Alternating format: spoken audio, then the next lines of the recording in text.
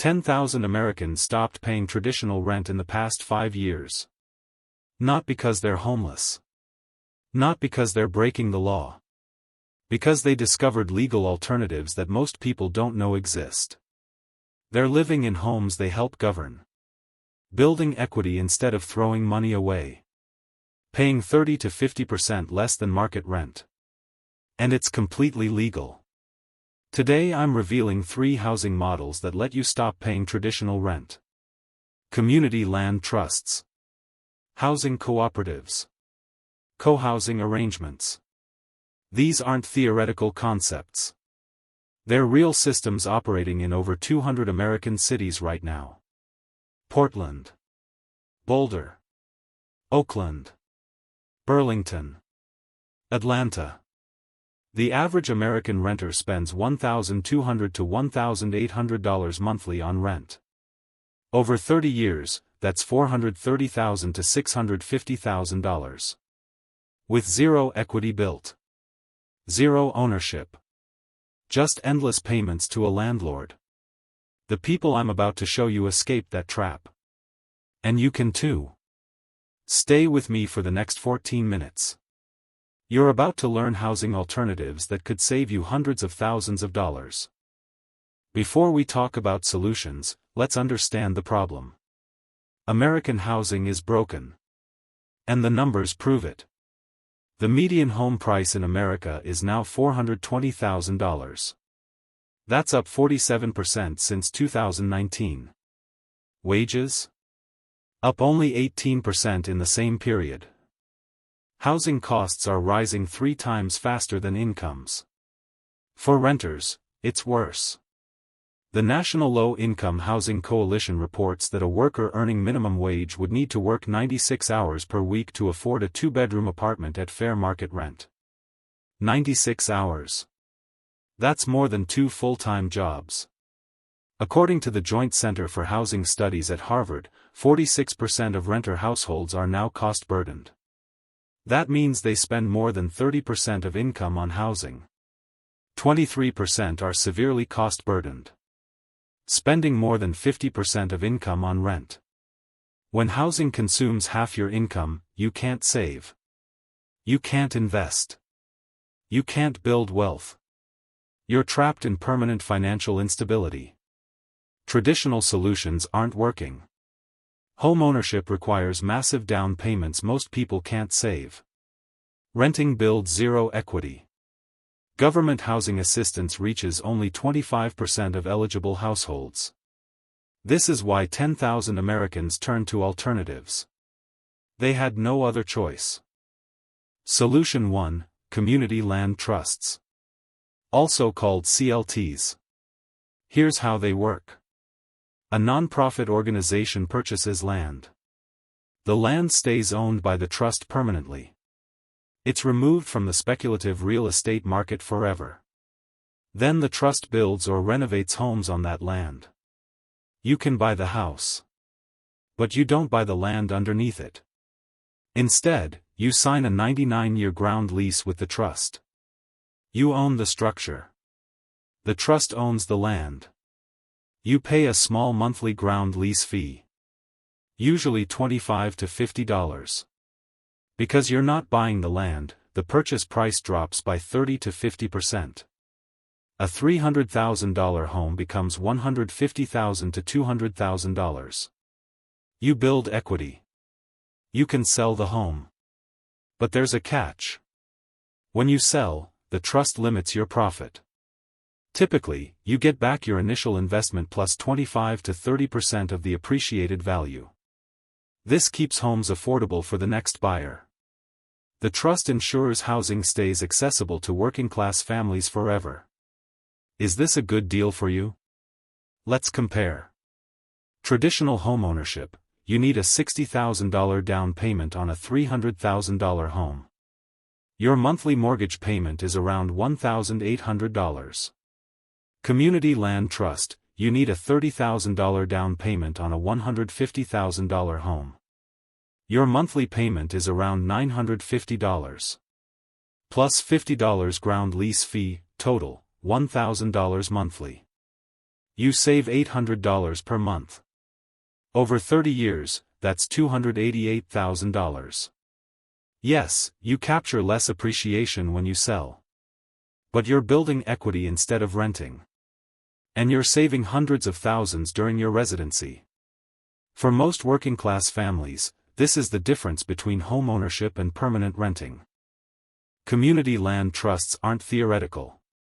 They're operating successfully right now. Example 1, Champlain Housing Trust in Burlington, Vermont. Founded in 1984, it's now the largest community land trust in America. They've created over 2,200 homes. More than 3,000 people live in their properties. Average home price in Burlington? $450,000. Average CLT home price? $220,000. Half the cost. Example 2, Dudley Street Neighborhood Initiative in Boston. This community land trust operates in one of Boston's historically poorest neighborhoods. They've built over 225 affordable homes. They control 31 acres of land permanently removed from speculation.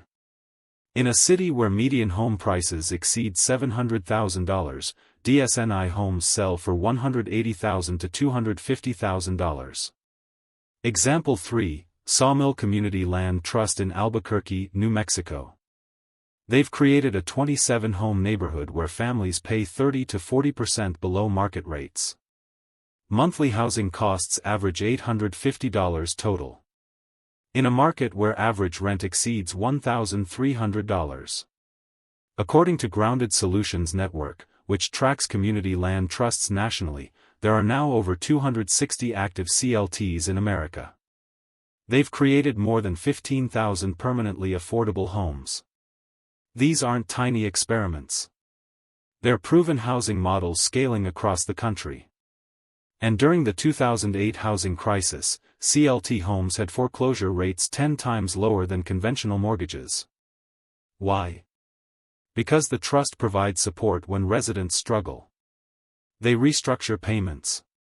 They find solutions. They don't want foreclosures any more than you do. Solution 2, Housing Cooperatives. Housing co-ops work differently than community land trusts. Here, you don't buy a home. You buy shares in a corporation that owns the building. Think of it like owning stock in a company. But instead of dividends, you get the right to live in a specific unit. Here's the structure. The cooperative corporation owns the entire building or complex. As a member, you purchase shares. Those shares entitle you to occupy one unit. You pay a monthly carrying charge. This covers your portion of the mortgage, property taxes, maintenance, utilities, and building operations. Typical monthly carrying charges run 40 to 60% less than market rent for equivalent apartments. But here's what makes co-ops powerful. You and your neighbors collectively govern the building. You elect a board of directors. You make decisions democratically. One member, one vote. Want to renovate common areas? The members vote. Want to add solar panels? Members decide. Need to raise carrying charges? Requires member approval. You're not a tenant begging a landlord for repairs. You're an owner with voting rights. There are two types of housing co-ops. Market rate co-ops, you can sell your shares at market value. Common in New York City. These function like condos but with collective governance. Limited equity co-ops, when you sell, your profit is capped. Similar to community land trusts. This keeps housing permanently affordable. Most people pursuing affordable housing choose limited equity co-ops. Initial share prices range from $5,000 to $50,000. Far less than traditional down payments. Monthly carrying charges typically run $600 to $1,000 for a two-bedroom unit. In cities where equivalent apartments rent for $1,500 to $2,500. You save $500 to $1,500 monthly. While building equity in your shares. Housing cooperatives aren't rare. Over 1.5 million Americans live in housing co-ops right now. Example 1, Penn South in New York City. This co-op houses 6,000 residents in 2,820 apartments in Manhattan. Members pay carrying charges of $1,400 to $1,900 for two-bedroom apartments. Market rent for equivalent Manhattan apartments? $3,500 to $5,000. Penn South saves its residents millions of dollars collectively every year. Example 2, Cooperative Housing in the Twin Cities, Minnesota. Minneapolis and St. Paul have over 150 limited equity housing cooperatives. They provide affordable housing to more than 5,000 low-income residents. Initial share prices range from $500 to $2,000. Monthly carrying charges average $400 to $700 for two-bedroom units. In a market where average rent exceeds $1,400. Example 3, Dos Pinos Housing Cooperative in Davis, California. This co-op provides affordable homeownership in one of California's most expensive housing markets. Share prices start at $85,000. Monthly carrying charges average $850. Comparable homes in Davis sell for $600,000 to $800,000. With monthly costs exceeding $3,500. According to the National Association of Housing Cooperatives, there are approximately 6,000 housing co-ops in America. They range from small buildings with 6 units to massive complexes with thousands of residents. Most people have never heard of them. But they're operating successfully in every major city. Solution 3, Cohousing. Cohousing is different from community land trusts and cooperatives. Here, you own your home outright. But you share common facilities and make collective decisions with neighbors. Think of it as intentional community living. A typical cohousing community has 20 to 40 homes. Each household owns their private residence. But the community collectively owns common spaces. A common house with shared kitchen and dining room. Guest rooms for visitors. Workshop spaces. Laundry facilities. Children's playrooms. Gardens and outdoor spaces. Because you're sharing facilities, individual homes can be smaller and less expensive. You don't need a huge kitchen if there's a shared kitchen. You don't need a guest room if the community has shared guest rooms. Home prices in cohousing communities typically run 15 to 25% below comparable homes in the area. Why? Efficient land use. Shared facilities reduce individual home size needs. Collective purchasing power for construction and maintenance. But the real savings come from shared living. Communities often organize shared meals several times per week. Bulk purchasing of food. Shared childcare arrangements. Tool libraries. Car sharing programs. Residents estimate they save $300 to $600 monthly through resource sharing. You own your home with full equity. But you benefit from community economics. According to the Cohousing Association of the United States, there are now over 170 established cohousing communities nationwide, with another 140 in development. These communities exist in urban, suburban, and rural areas. They house everyone from young families to retirees. Before you think these solutions are perfect, let's discuss the real challenges. Challenge 1: Limited availability. Community land trusts, housing co-ops, and cohousing communities don't exist everywhere. They're concentrated in specific cities. If you live in a small town, options may be zero. You might need to relocate to access these models. Challenge 2: Waiting lists. Popular community land trusts have waiting lists of 2 to 5 years. You can't just decide today and move in tomorrow. These are long-term planning solutions. Challenge 3: Less wealth accumulation. With limited equity models, your profit when selling is capped. You won't get rich from real estate speculation. You're trading maximum profit for affordable access. If your goal is real estate investment returns, these models aren't for you. If your goal is stable, affordable housing, they're excellent. Challenge 4: Collective decision making. In co-ops and co-housing, you share governance with neighbors. That means meetings, voting, compromise. You can't just do whatever you want. Some people love community involvement. Others find it exhausting.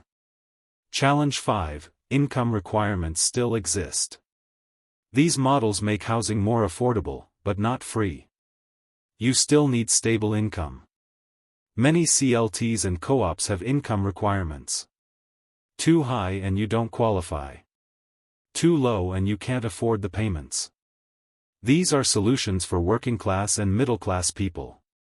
They're not poverty elimination programs. So how do you actually access these housing alternatives? Step 1: Research what exists in your area. For community land trusts, visit groundedsolutions.org. They maintain a national database of all CLTs. Search by city or state. For housing cooperatives, visit nahc.coop. That's the National Association of Housing Cooperatives. They have a directory searchable by location. For co-housing, visit cohousing.org. Browse their map of existing and forming communities. Step 2: Attend information sessions. Most CLTs and co-ops hold regular orientations for prospective members. Attend these. Ask questions. Understand the process and requirements. Don't just apply blindly. Make sure you understand what you're committing to. Step 3: Get on waiting lists early. If you find a program you're interested in, apply immediately. Even if you're not ready to move for 2 years. Waiting lists are long. Getting on the list now means you have options later. Step 4: Prepare financially. You'll need some upfront capital. For CLTs, expect $10,000 to $40,000 down payments. For co-ops, $5,000 to $50,000 for shares. For co-housing, full home purchase prices but below market rates. Start saving now. Build your credit score. Get your finances in order. Step 5: Consider starting a new co-housing community. If nothing exists in your area, you can organize one. The Cohousing Association provides resources and consulting. It takes 3 to 7 years from initial planning to move in. But it's possible. Dozens of communities have formed this way. Regular people who decided they wanted alternatives and made them happen. 10,000 Americans stopped paying traditional rent because they found better options. Community land trusts let you own a home for 30 to 50% less than market price. Building equity instead of enriching landlords. Housing cooperatives give you ownership rights and collective governance. Monthly costs 40 to 60% below market rent. Cohousing communities provide private homeownership with shared resources. Reducing costs through community economics. None of these models are perfect. They require trade-offs. Limited wealth accumulation. Shared decision-making. Potential waiting lists. But they offer something traditional housing doesn't. Affordability. Stability. Community. And an escape from the endless rent trap. Over a 30-year period, choosing one of these alternatives could save you $200,000 to $400,000 compared to traditional renting. That's life-changing money. The question isn't whether these alternatives exist. They do. They're proven. They're growing. The question is whether you'll explore them. Next week, I'm covering another alternative system. Zero-interest loans exist. Banks hate this one trick. If you found this valuable, subscribe. Drop a comment with your city and I'll research housing alternatives in your area. Share this with anyone trapped in expensive rent.